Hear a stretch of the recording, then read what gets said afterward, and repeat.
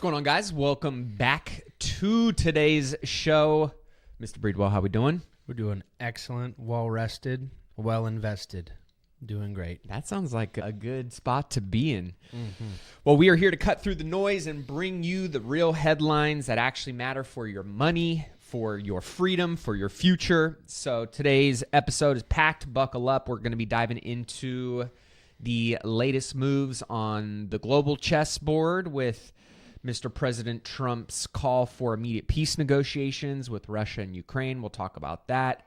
His billion-dollar trip, if not trillion-dollar trip to the Middle East, with some serious promises that after some news, breaking news, sad news about previous President Joe Biden and his health, Trump's going to be doing some investigations into the pardons, into the AutoPen signatures. We'll have some updates there. Canada making some interesting news on tariffs. We'll have an update on tariffs here shortly. Texas and the governor making some pretty big tax shifts to incentivize growth in his state. And we're going to dive in today to President Trump's tax plan, being that it just cleared its first big hurdle. I got an update as of 1 minute ago. Oh, beautiful. Well, we'll drop that today as well. Economic front, we've got Ryan's favorite conversation, the recession talk. And new heads like Jamie Dimon, Steve Cohen, reigniting discussion around recession talk. Moody just made a big move with the credit rating of U.S. debt. We've got some updates on stocks, what's going on in the market. Michael Burry just made a move with his investment portfolio, and we'll get Ryan's take on that. Crypto heating up. We got a lot to dive in on, man. And as of 2 minutes ago, the Senate just passed the No Tax on Tips Act. Oh, okay. It's officially... Well, I know that was a bipartisan bill, being that that was obviously something that Trump campaigned on. And then the Democrats kind of tried to take it back and push it through. And so that is official? That is official. It's officially passed the Senate. It'll now go to the, I believe, either the House or the President's desk to be signed. That's great. But man. if it passed the Senate, it's going to pass the House. I believe it already passed the House Means Committee. I don't know if that means it needs to go to the House. Sorry, my politics isn't as good as it is my financial advising. But it's going to hit I believe it's going to hit the President's desk. I mean, I love seeing bipartisan bills that serve Me too. Americans of all types. Me too. And we can actually get a bill on the president's desk to get signed, so that's great. Trump noted that Russia and Ukraine will immediately start negotiations towards a ceasefire and an end of the war. This last week, Trump was on the phone with Putin, noting that they want to come to some type of resolution and end the war outright. And after doing so, they would love to improve trade relations with America. We've got the UK and Zelensky saying that he's coming to the table. They even talked about facilitating the negotiation at, was it the Vatican? The Pope did say he would facilitate it at the Vatican. That would be wild. That'd be interesting. Yeah, that would be. I don't know why the Pope and the Vatican comes into play here. The Vatican is a city-state, so and they're as independent and neutral as Switzerland is, right? I mean, hard to be in Italy and not kind of being on Team Italy, but I also think that that's a really positive thing. I was kind of shocked to see that he pulled out in the last minute, but I think that was a power move. If you understand negotiating, sometimes what you do is you make people feel that way in order to get them into a certain mode or thinking mode. Not that I agree or disagree with it, but that is kind of remember I told you the next catalyst I was looking for is probably that, because the geopolitical risk easing is on people's mind. We saw that people didn't really care too much about the India-Pakistan thing. That was probably noted. It was not going to be very serious. The Russia-Ukraine thing is obviously more serious. So when people see that kind of come to a halt, and then and it's a big if, but I'm hoping it's true, if they'll come back to the table and say, hey, we want to draw a line in the sand. We want to have a different face with the world moving forward. We have to be okay with that. As much as we can remember people's past, we have to let them, and I don't support Russia. I'm not a big fan of China. I'm not a big fan of Russia, but I'm a business person, and I would say this. We let Japan do it. We let China do it. We let a lot of other countries, Germany, we let them do it for much less. I mean, for much more. Russia has done much less on the killing is terrible if it ever happens. But if we're going to let the likes of Germany, who committed probably the worst that we have in modern recorded history, atrocity against a genocide against a religious and ethnic group. And then we have Japan, who literally, broke the rules of war with major developed nations, surprised attacked our base in Pearl Harbor and killed thousands of U.S. soldiers. We have to be okay with judging a country on how they're going to move now and forward and use that as the barometer. Mm-hmm. You don't have to forget the past. Sure. Japan doesn't forget their past. They bring it up constantly. Germany doesn't forget their past. They bring it up constantly. But they do it to make sure you recognize but look at what we're doing now. Mm-hmm. I would love to see that for Russia, because Russia could add a lot to the world economy if they would be a participant in not being... Just play by the rules. Correct. Play by the rules and participate in the upside of the world. Knowing that everybody still bends them at some point. Sure. We do it as the United States. Everybody does it. And there's rules and regs, so prices get paid at that time. But follow the rules and play within the gates, and then everybody has a fair chance of being successful. And let's stop all the propaganda. Let's stop sending the CIA to blow up the Nord Stream pipeline and then blame it on Russia. And then Russia's like, we didn't freaking do that. That was you guys. I don't want to have this stuff anymore. Yeah. So let's just move forward on how can we work we work better together. We can not work together, and we can just keep this going, and we can fight with you and you can fight with us. But what if we just focus on the stuff we agree on? We won't 100% agree on everything, and let's compromise. Yeah. Just like what we want with politics. It'd be mutually beneficial for both countries, all of its 100%, citizens, 100%. all of its economies. Our economy would benefit greatly. Big time. You know how much cheap oil they have to put into the market? That would stabilize the oil market worldwide. Saudis don't want it, but Russia has a ton of oil. Yeah. We have a ton of oil. If we can put that oil into the market and stabilize the oil market, make more fair pricing, it's good for everybody if everybody participates and plays. The last place that we kind of have to get to the table, that's a major player that's going to take probably a long time, is China. Of course. Well, let's talk about that. Are there any new updates on the China trade agreement, tariffs? As of right now, it's still kind of in we're working behind the scenes, nothing new to share out in public. If I was to start hearing leaks, that would make me feel nervous about something falling apart. I think the less we hear, the more legit it is. Yeah.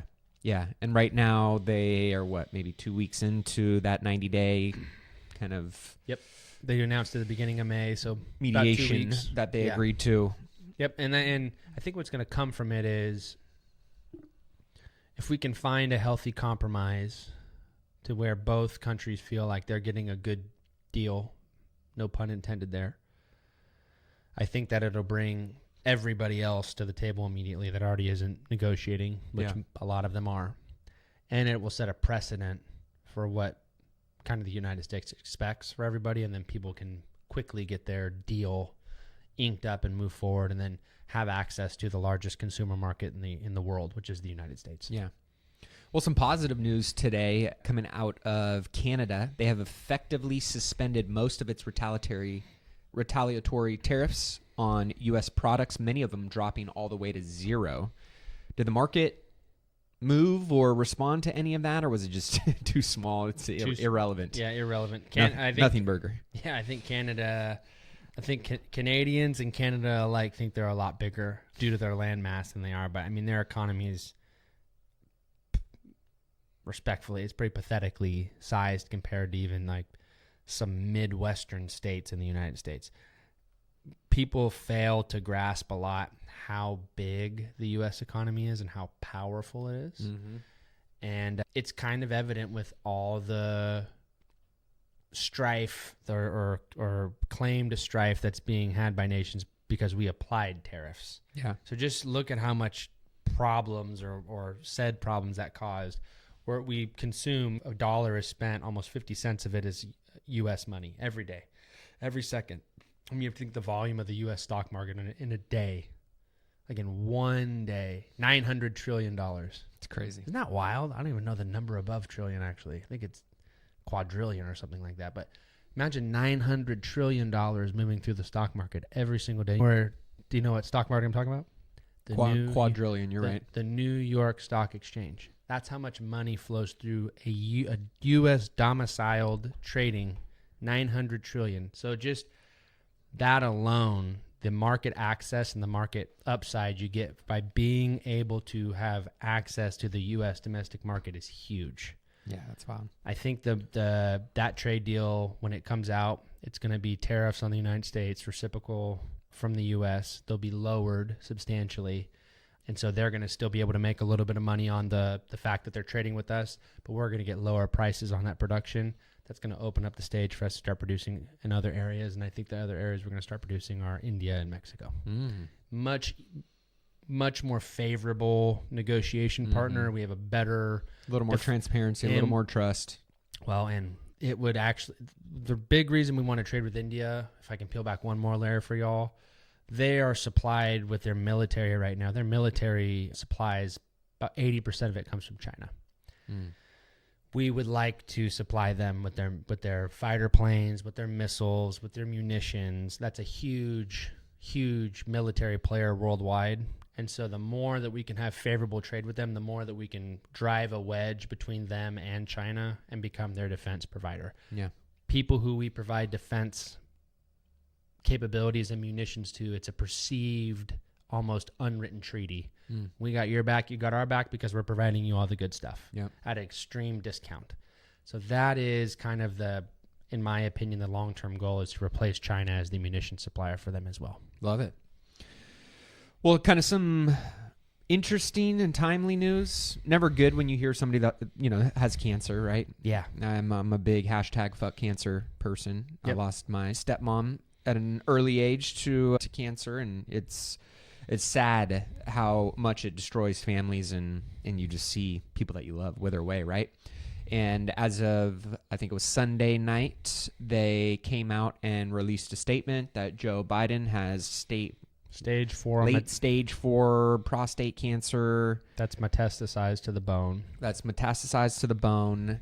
Interesting timing with the release of this information when basically many doctors and oncologists come out and say, hey, it's a hard one to miss. It's a hard one to miss, and it takes years to really get to this level, and you would know leading up to this. So I think what people are frustrated with is that the Democratic Party and administration knew this all along. Now that all of these books and exposés are coming out essentially saying, hey, we knew about Biden's cognitive decline and that he really wasn't all there this whole time, and the books are dropping this week. This story just happens to trickle out on 2 nights prior to these big books coming out. So the timing of it is very interesting. It seems like to me they knew all along. It's a double-edged sword you got to walk here, right? Because I agree with you as far as I don't want to see anybody get diagnosed. I can disagree with somebody politically and not be on their side as far as, hey, I don't agree with how you think politically. But I'm a human being at the end of the day. Yeah, human decency says you don't want to wish ill will on people. This is where politics stops when I'm down to ride for what I believe politically, but Joe Biden's an American citizen, and push came to shove, I would hope he'd have my back and vice versa. That's a really interesting development. I'm not so much interested on the timing, although I agree with you. That is interesting on the timing. But yeah, I think what J.D. Vance said when he was asked about it, I think he was on Air Force 2 or Air Force 1, is essentially to the point of when, it's going to be interesting in the future. I'm going to butcher this. It's not a direct quote, but it's kind of the context of what he said. It's going to be interesting in the future when we're ready to have a real conversation of why we ignored the cognitive decline of the leader of the free world. And I think that's going to need to be seriously looked at by both sides, because if that was happening now, which I don't believe it is, but if that was happening now and it was fairly obvious, I would be the first one to fall on my sword and say, yeah, okay, I was saying it with Joe Biden. The leader of the free world needs to be there. We need to have somebody there that's mentally and cognitively sharp and able to make hard decisions, because that's what it is. That's what it's about, leading the United States. So I think that, I think that some people are telling the truth, and I think most of them are lying. And I think they're telling a version of the truth that is, we chose to ignore it because it was more convenient to ignore something we were going to eventually have to deal with anyway. And there wasn't really a great solution at that time, because essentially we would have then admitted everything that the right was saying was true. So Republicans were saying that Joe Biden wasn't healthy, and here he is. We let you elect an unhealthy individual. And then we've been telling you he's healthy, and then he's obviously not. So now we look like liars. And we kind of just need to make sure we save face for the party's sake, so that in the next election, even if we lose this upcoming one, we have some leg to stand on in the 2028 elections. And that's what I think happened. I think it was a pure move. They just got caught. Yeah, and I hope I'm wrong. I'd love to be wrong. I don't think you're wrong at all. Because I'm guessing, and this is all just an inference, but my gut tells me, like, a regular American that's not going to the doctor all the time and stays at home. When you're the president of the free world and you have the best doctors, I think that's why that story makes sense. And they were releasing his old physicals, saying that he's completely fine and healthy. Well, yeah, no but not his PSA decline. levels or anything like that. And that's the stuff that's indicative. And I think that why it's so easy for people to get tricked in is like, well, yeah, I know somebody who went in and they found out they had stage 3 cancer. Well, yeah, I get that. That's because you're not under the watchful eye of, I mean, it's a position in the White House to be the president's doctor. Mm-hmm. I mean, it's not like hey, like going in for a I'll see you checkup. I'll see you once a year. Yeah. That's not what's happening. And for good reason. Yeah. So that part of the equation tells me, from a gut feeling, from a guessing standpoint, that there was probably, and most likely, some sort of cover-up. They already got the AutoPen thing that everybody thought was BS. They've already uncovered who did that, and the DOJ is in the process of interviewing those people and prosecuting them. There's a lot of stuff that people said that sounded wild that we're finding out is actually true. Yeah. And I'm here for it. We're only a few months in, and this is all, we already have all this stuff. That's why I said a few shows ago, I cannot wait till this time next year, when it's been all unwrapped and now it's dealt with. Mm-hmm. So time will tell. I hope that there's a chance for recovery. When you don't deal with something and it's this far in the sling and it's metastasized, it's highly likely that this will be a terminal thing for Joe Biden. And it's sad because also, if you think about it, they were going to let him almost run again. Yeah, well, they were, I mean, I've heard some pretty interesting theories around why they're allowing him to run and likely what would happen and who would be a successor. And I mean, there's a lot of, again, this is all hearsay and guessing, just theorizing. But I think at the end of the day, right now, everybody calling for compassion and don't criticize him. And these are the same people that couldn't even stand up for a 13-year-old boy who's a cancer patient that Trump decided to make a Secret Service member. And for people that could, I mean, it's just, those are the kind of things that I think, again, are going to continue to bury the Democratic Party, is because they're getting caught lie after lie. They're getting exposed for being hypocrites in so many areas at egregious levels, right? I mean, there's hypocrisy in all politicians. On both sides, absolutely. But I think with what has transpired over the last 4 years and what's kind of now been cracked open and exposed, these are things that are really, I think, going to... And even like you got the Van Joneses, right, of the world that are hardcore, lifelong Democrats, and he's going... This is not what I was a part of. This cover-up is a crime against the republic of every citizen in America. I mean, like, you literally duped everybody, and now you've almost buried a political party for what, right? But President Trump did promise an investigation into who was using Biden's AutoPen to sign legislation, to promote Supreme Court justices, to issue pardons. I mean, there's a lot of stuff that it's kind of scary to think about. If this dude wasn't the dude signing these things, who was? And who was authorizing these things? Well, they've already said it's his aides. Yeah, they did say staffers who used Biden's AutoPen are believed to have been identified per James Comer. We'll see if any of those names come out or not, but big deal. And it'll be very interesting to see what comes of this, because they're going to try and, I think there was a guy, Ed Hall or Ed something. He is a pardon attorney, and he's diving in and really starting to put out some information around some of the parties and how they were pardoned and under what circumstances those could be completely void. Yeah, and the thing is, the reason is it's because the president has to sign it. The president can hit the AutoPen button, just like you and I can hit a DocuSign. But if I logged into your DocuSign and I signed documents on your behalf with no FPOA or anything, that's fraudulent. And so that breaks the line of like the rules weren't followed. So we can't enforce this because the rules weren't followed. And I hope to God they are, because the people that he did pardon should be accountable, including his son, including all the other individuals that were named. Some of them are like, I don't know why he named me, and that's neither here nor there, but particularly his son. Yeah. I mean, his son, like, I still that don't. and Fauci are my top two. Yeah, Fauci I don't think will ever go down. But his son, I hope he does. His son, I think the only time he's going to go down is 6 feet. That's a lot. That's the next time he'll go down. He's got too much connection. You have to think.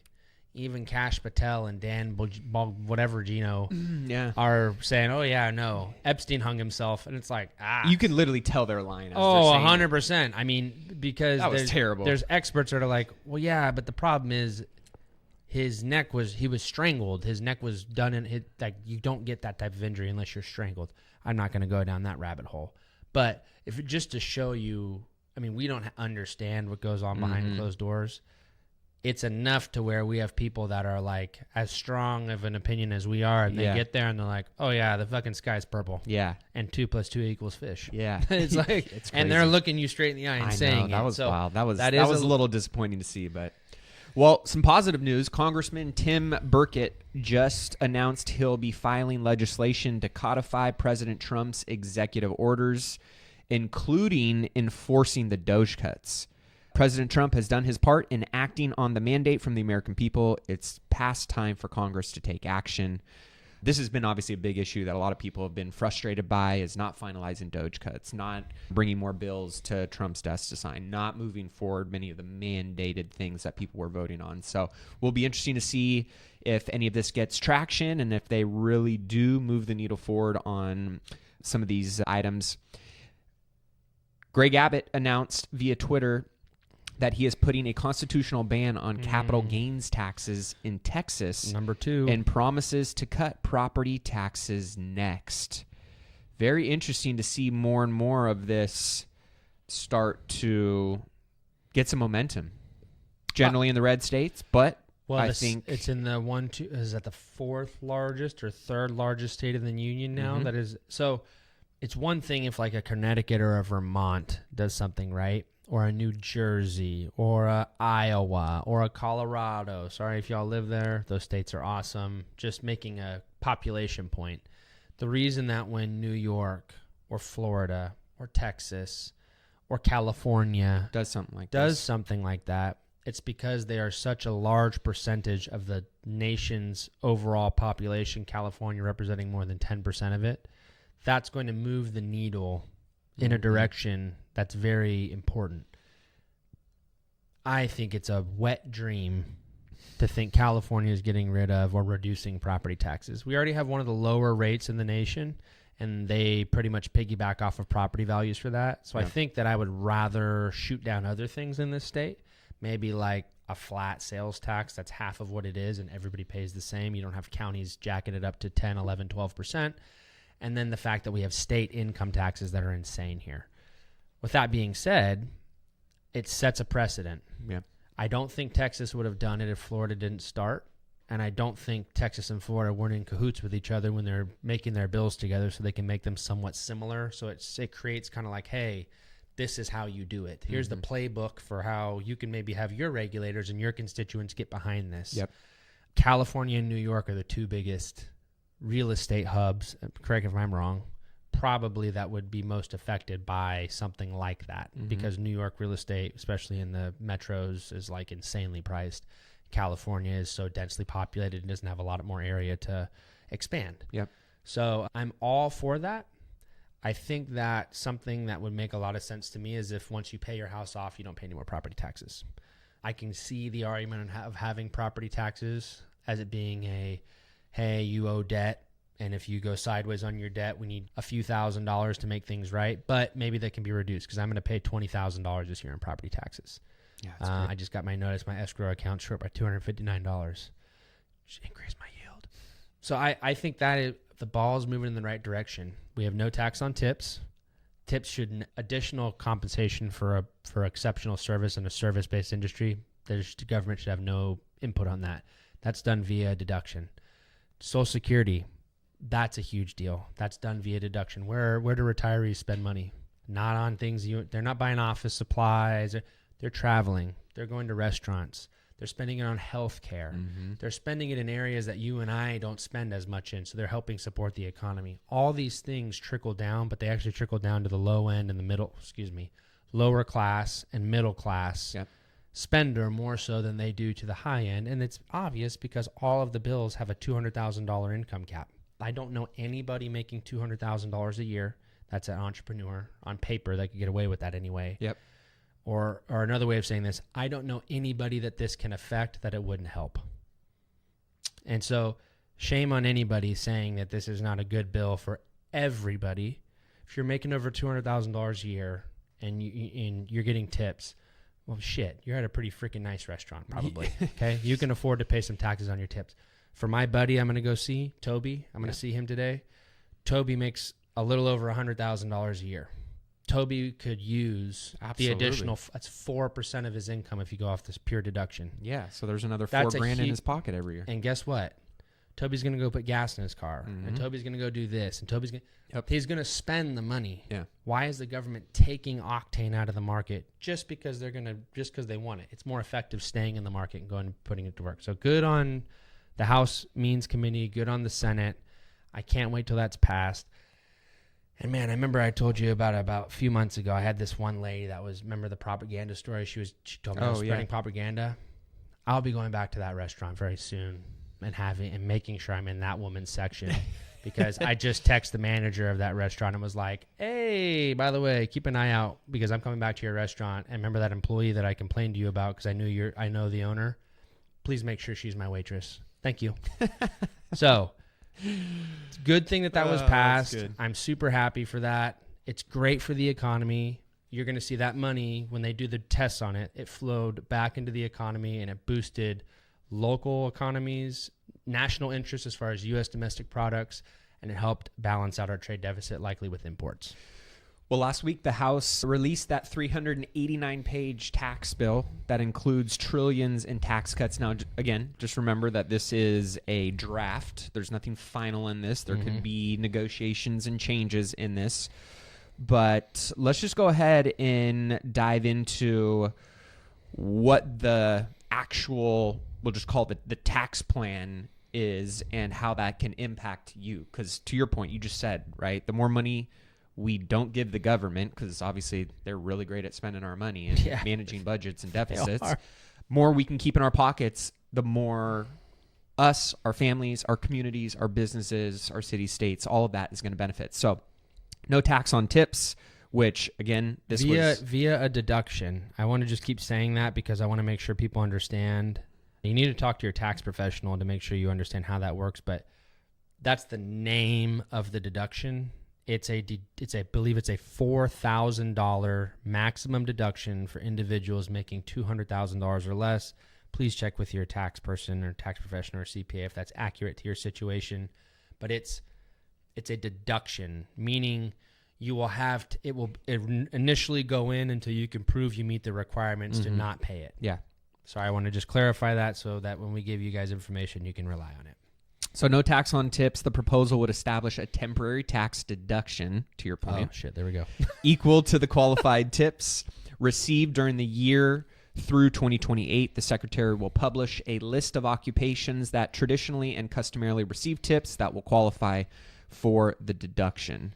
There is an exclusion, highly compensated employee under 414Q1 or $160,000 in 2025. Oh, okay. Excuse me. So 160. There we go. Okay. I knew it was around 200 grand. You were in the ballpark. Yeah. So again, that's even better because it makes even more sense. Correct. Yeah. It is clearly and unequivocally meant to target people in a service industry, which is typically lower to middle income earners. 100%. It's not to help people that are highly compensated. It specifically says it.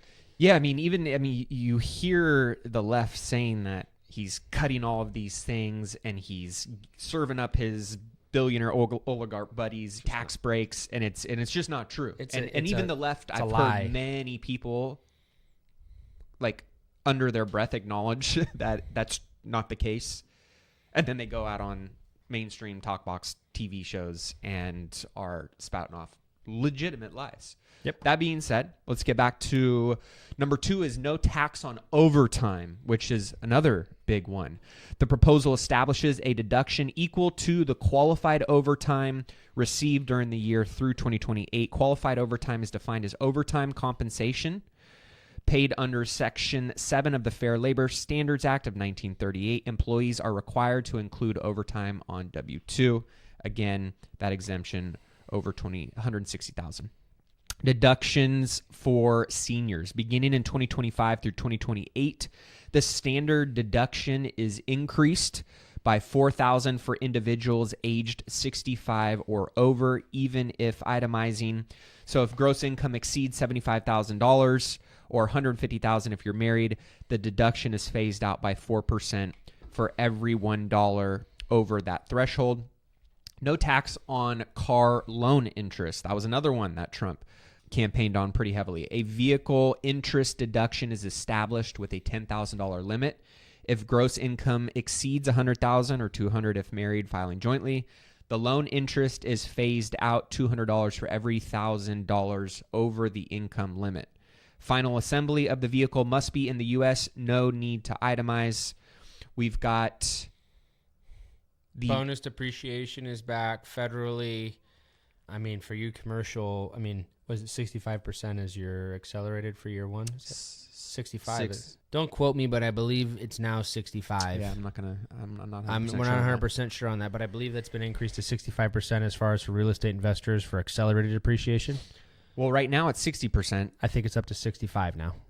They should be taking it back up to 100%. I think they're raising the rate from 60 to 65 as the floor, and then I think it just needs to be approved to go to 100. But again, that would be federally. Yes. And the state would need to follow suit like they did during COVID. And oh my gosh, if they did that, that would be incredible. Beautiful. They've got one called MAGA account. Establishes a money account for growth and advancement, which is an investment account for children to pay for higher education, small business loan related expenses, first-time home buyer costs.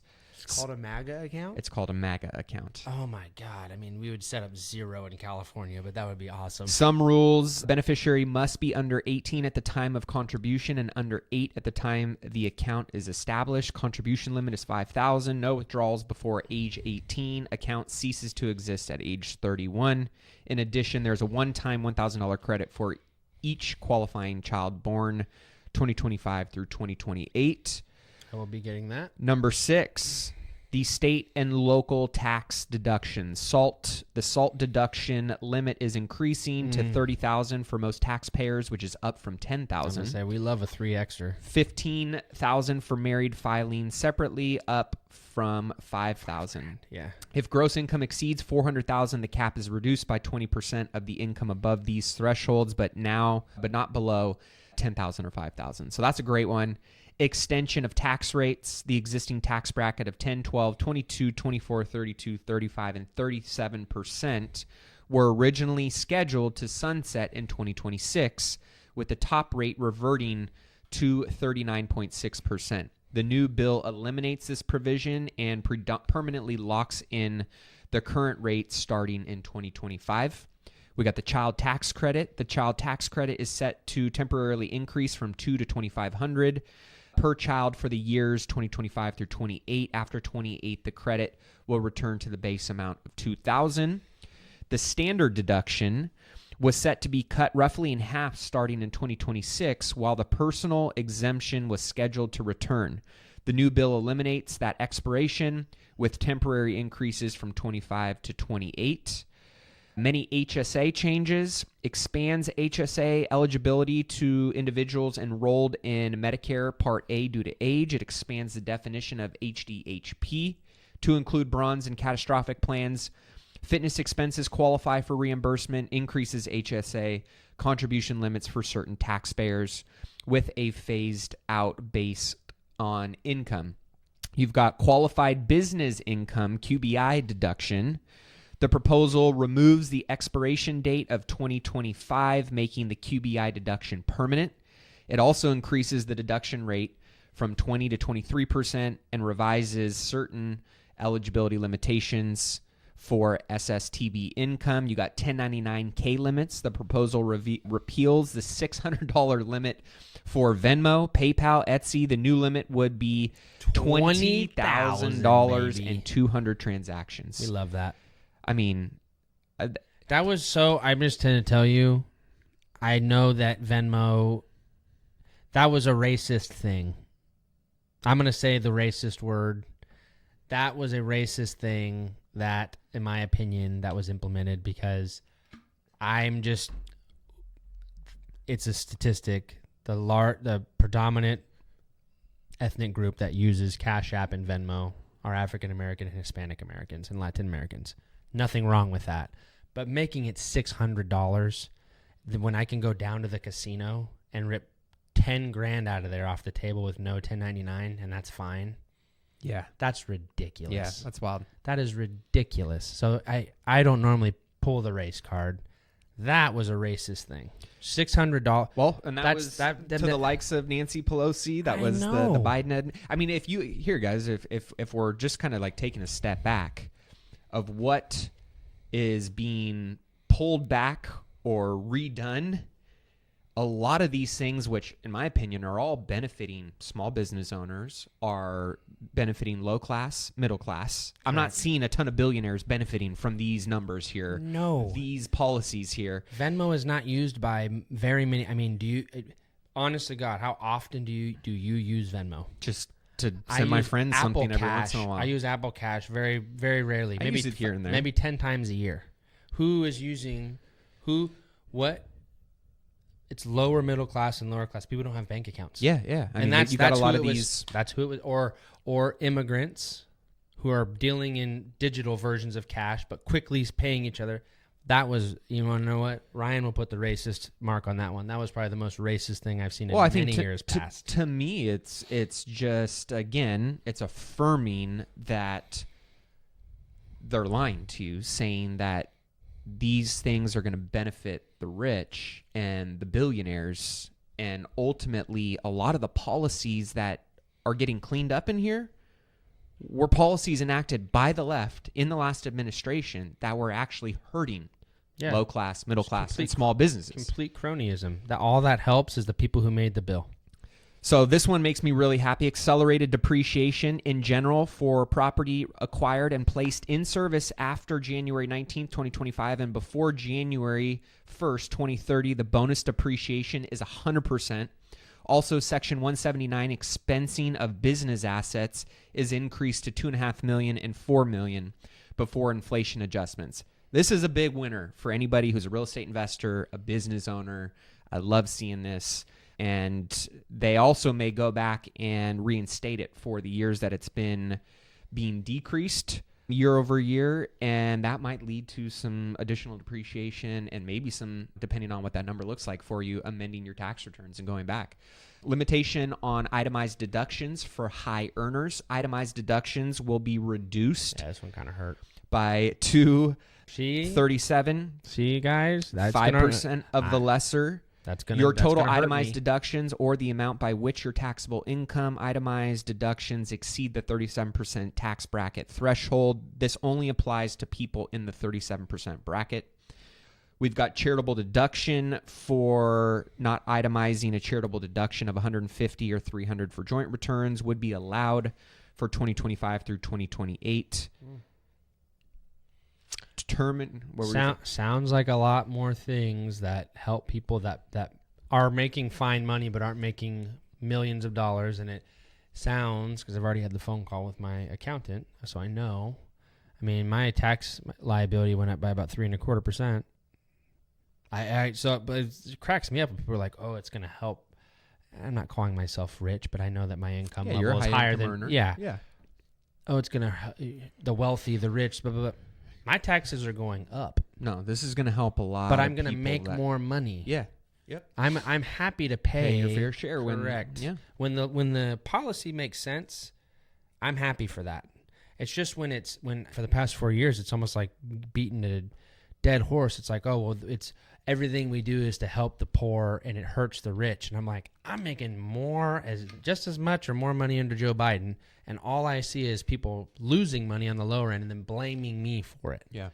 And it's like, it's right in front of you guys. It's just the policy. Yep. So this policy is very refreshing. Terminating clean energy credits. The following credits would be eliminated in 25 and 26. Used EV credit, new EV credit, energy efficient home improvements, clean energy systems. I think you can see where they stand on the green policy. Depending on what your thoughts are there, that may or may not benefit you. Yep. Tax on private colleges and foundations. The existing 1.4% excise tax on investment income is replaced with a graduate tax rate based on endowment size with a max rate of 21%. Large private foundations will also face excise taxes of up to 10% on their investment income. I like this one. I do too. And people are going to coin it as targeting of the Harvards and the Yales. And you know what? Rightfully so. It is. It's because their endowment funds are, billions. Multi-billions. Of dollars. And they're tax exempt. So correct. There's only one in the Constitution, religious entities, because it's separation of church and state, that's constitutionally protected. And I'm fine. I don't care what religion that is. That's constitutionally protected. Sure. There is nothing in the Constitution that says, oh, and by the way, if you're a college and you get donations and you invest them for the benefit of the college, you don't have to really pay any taxes because you're using the money for the college. Well, and that's how many of these campuses have been overtaken by ideologies correct. That ultimately are aligned with the largest donors. Correct. And pay to play, baby. It's kind of like the dark pools of the stock market in the college sector, right? There's a new show out on Apple, and I forget, it's like about rich people and there's a financial advisor guy in there, but it's funny because he's like turns into a thief. I forget the name of it. It's called like something Your Neighbors, but he's going through the drawers and these guys got Richard Millie's, and then he's not taking any chances. Here's next year's SAT test with all the answers, and it's just funny because like until a few years ago we thought that was like a myth. That's a real thing. Yep. People. Yep. Estate and gift tax exemptions. The estate and gift tax exemption will increase from 13.99 in 2025 to $15 million in 2026 with future adjustments for inflation. The new proposal makes this base exemption amount permanent by removing the expiration date. So again, this is at least kind of just to give you guys an idea. It's a moving target a little bit. Things may shift in numbers and dates may move around a little bit. But overall, most of this policy, if not all of it, I can live with. I can actually get behind and endorse and get excited about because I think it's going to help a lot of people that need that help the most right now. It's going to help a lot of people who don't like Donald Trump, and I think that's going to really...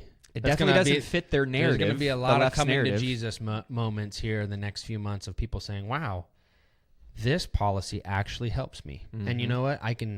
Not only does it help me, I can feel it. I can see the difference in my bank account. Yep. All right. Well, let's take a shift over to recession talk, your favorite topic. Yeah. CEO Jamie Dimon says markets are too complacent on tariffs, expects S&P 500 earnings growth to collapse.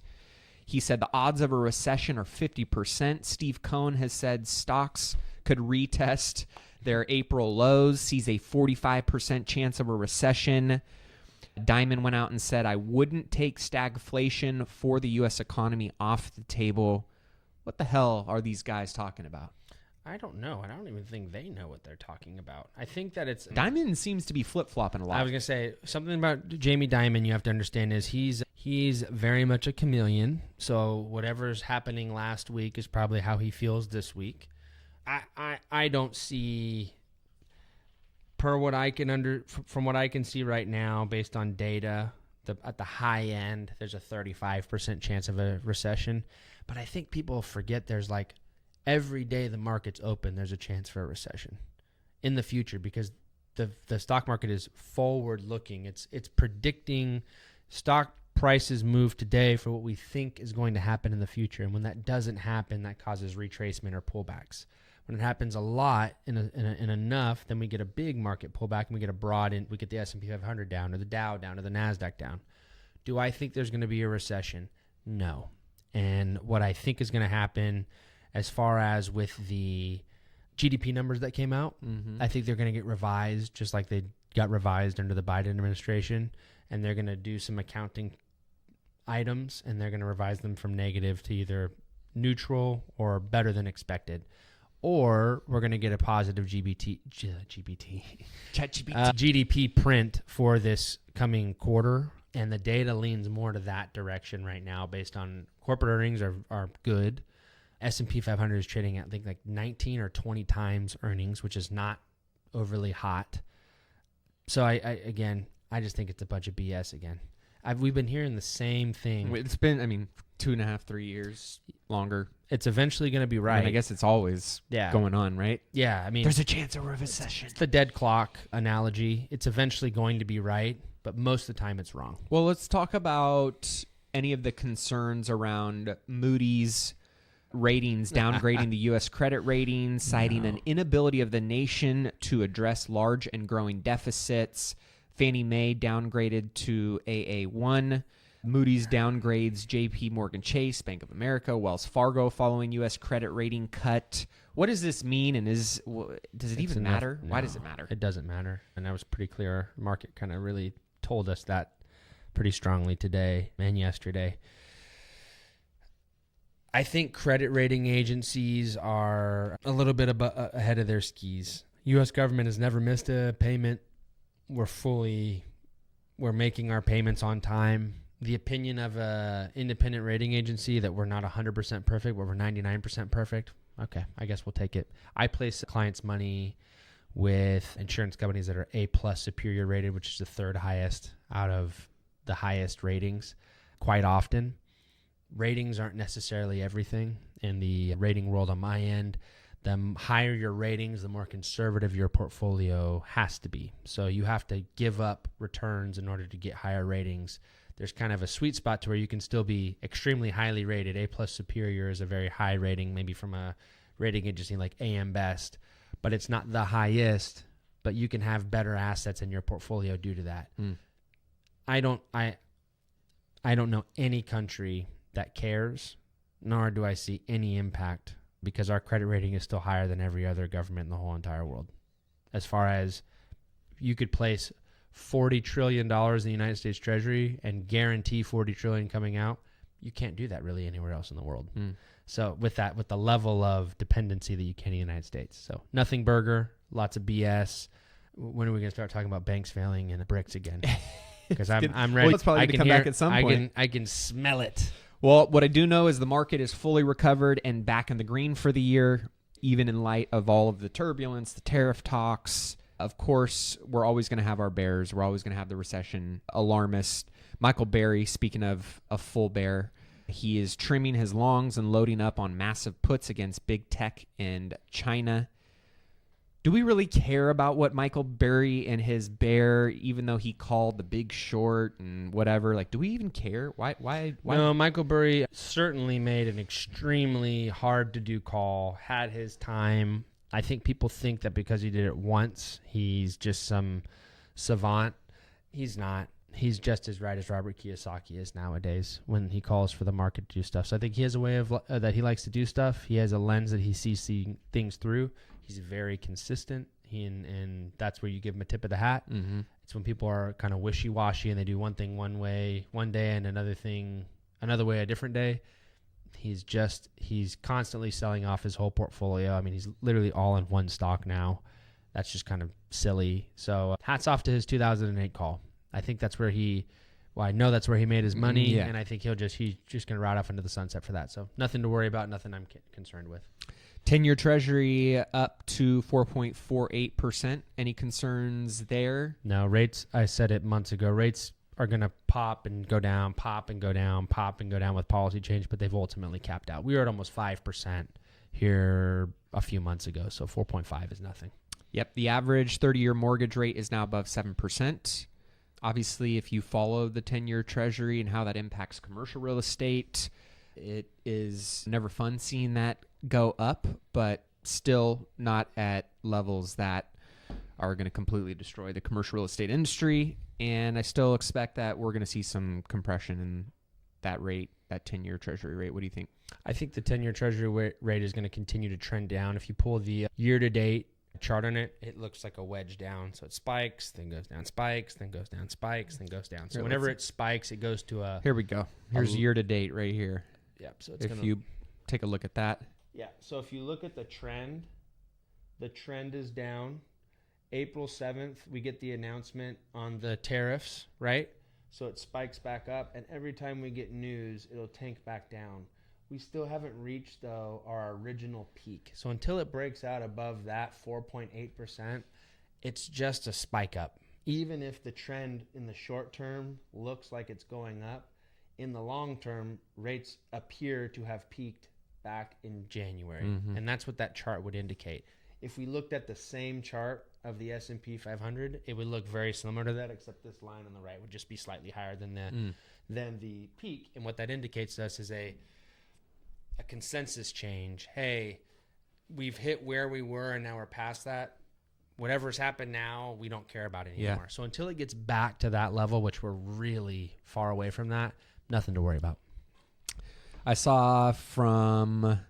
I think this was CNBC. Investors have made a killing by following Trump's explicit advice this year to buy stocks. What about mine?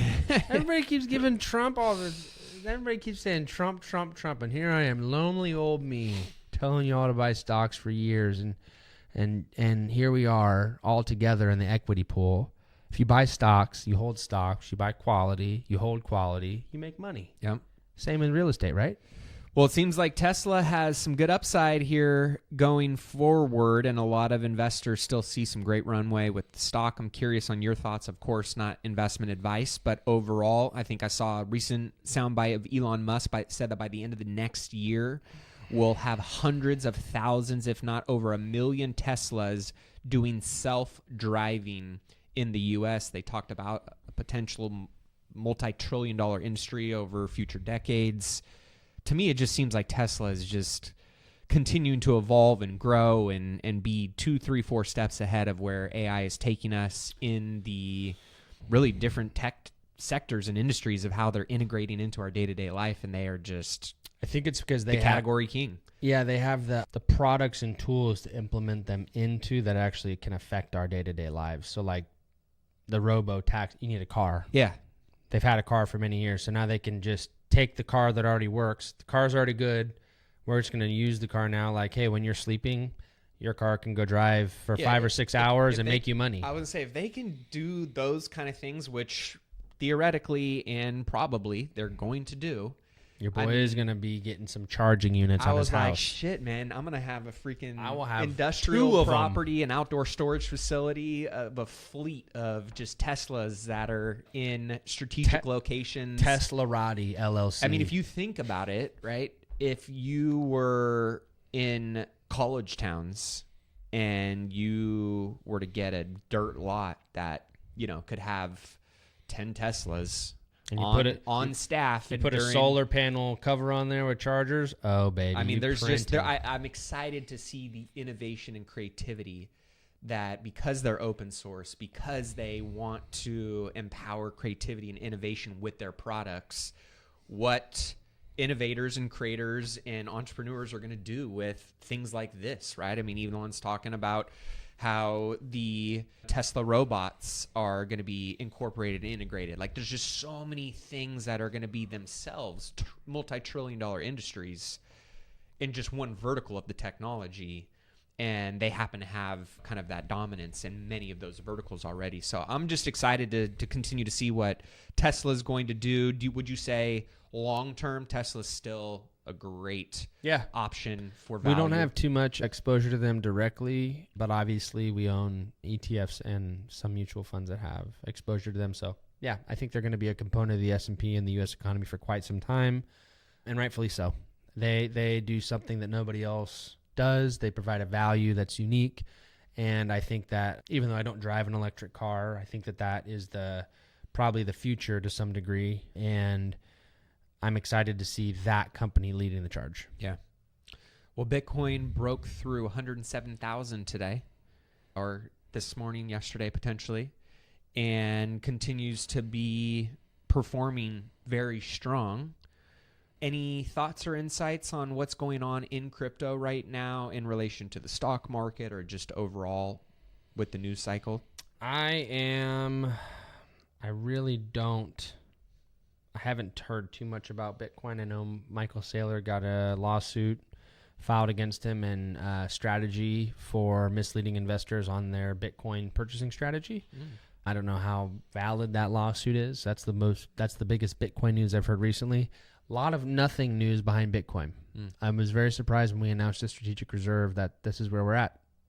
We have a Bitcoin reserve, guys. We have one. We actually have one right now.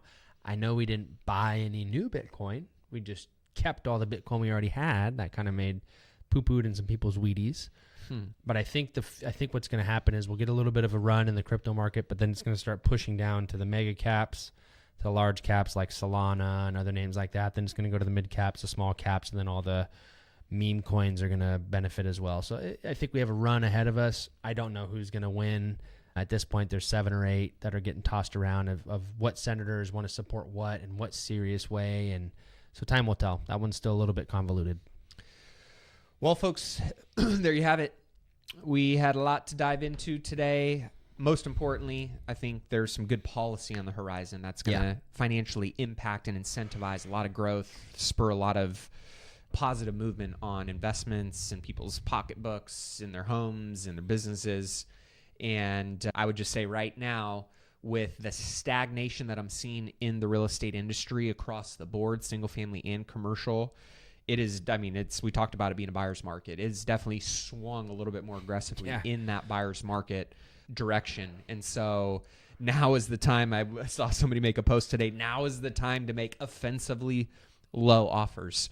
Again, you're not out there to be an asshole or to go out and take advantage of people. But at the end of the day, I always say when somebody's price or somebody's motivation meets my price, that's where you can create a win-win, right? So like if you're not actively, and you're an investor, pursuing opportunities and you're just sitting on your hands on the sideline, you're not going to find those deals. What I can say is the people who are actively pursuing them are finding them, and they're actually finding some pretty juicy ones. I mean, there's some exciting ones that are going on in our Wise Investor Collective Mastermind right now with some people I'm slow clapping. Have people bought? Yeah. Okay, Half of our members have either been in contract or purchased a No, I'm property. talking about for September.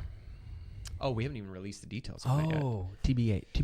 Yeah, TBD. The big Wise Investor Collective Napa Mastermind and the itinerary and what we're going to be doing. That's only going to be open to Wise Investor Collective members first, and then we'll have probably about 5 slots open for guests. So cool. Still going to be a small, intimate group, but that'll be for our community members, and then we're going to open it up for a couple guests. We'll have more information if you want to be one of those guests. If you do, just text the word Napa.